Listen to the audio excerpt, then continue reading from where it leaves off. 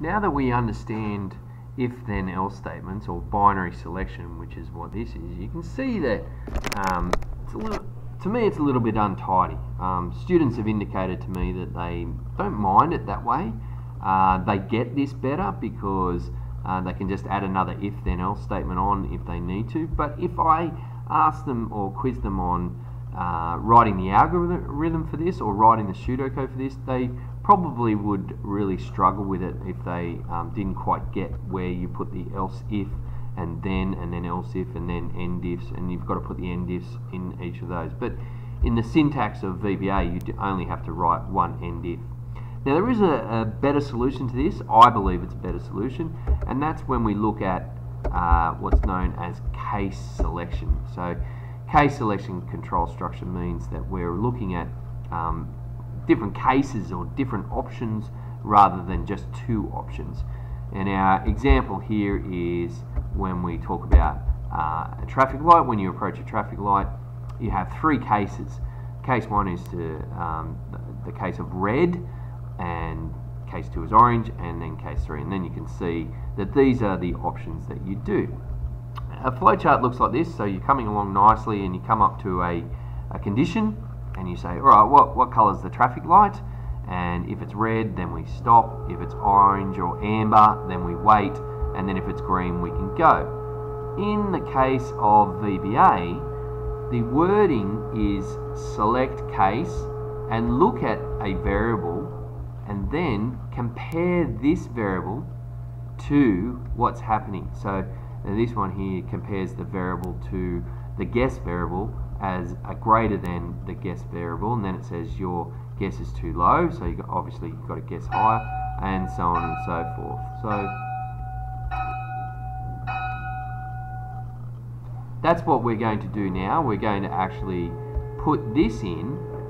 It's going to select that as well, so I'm going to have a bit of fun with that. I'm going to put this into our code and I'm going to fix it up. So we will paste that into there, and then what we're going to do is just move it out a little bit just so that it looks nice and neat and tidy, and tab that across and tab this and tab this, and then because it's not created by my code, I need to actually make sure that these are my variables. Now random number is not my variable. Yes, I know that.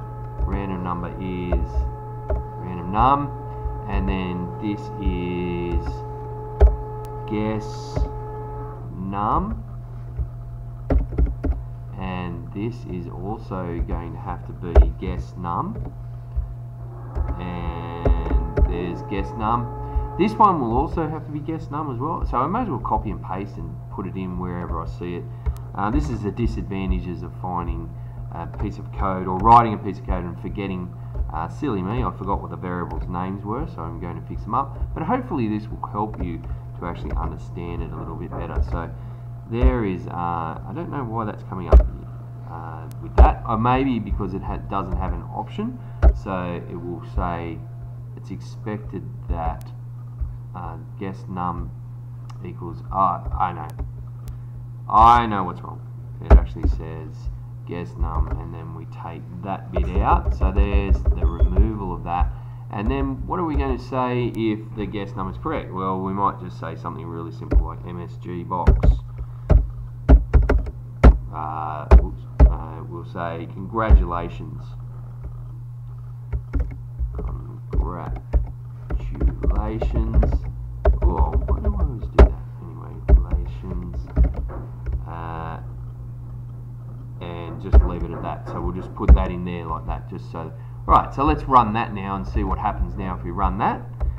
We go, yep, 71's the number. Let's just see if we can guess 71. We'll say okay, and oh, I got it correct. Okay, alright, let's see what happens if I choose a different number. Okay, so the random number is 5. Let's put in 71 again and see what happens. And your guess is 71. Your guess 71 is too high. So, and it drops out. Goodness me. I don't get to have another guess.